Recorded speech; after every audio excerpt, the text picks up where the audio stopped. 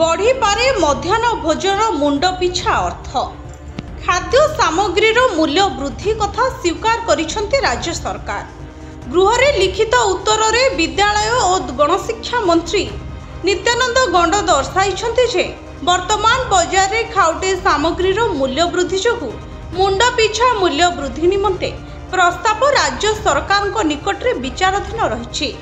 केंद्र और राज्य सरकार 60 रु 40 अनुपात परिचालित प्रधानमंत्री पोषण शक्ति निर्माण कार्यक्रम अधीन राज्यर प्रत्येक सरकारी और अनुदान प्राप्त प्राथमिक और उच्च विद्यालय अध्ययनरत 44,50,000 छात्र छात्री को मध्याह्न भोजन दि जाउछे।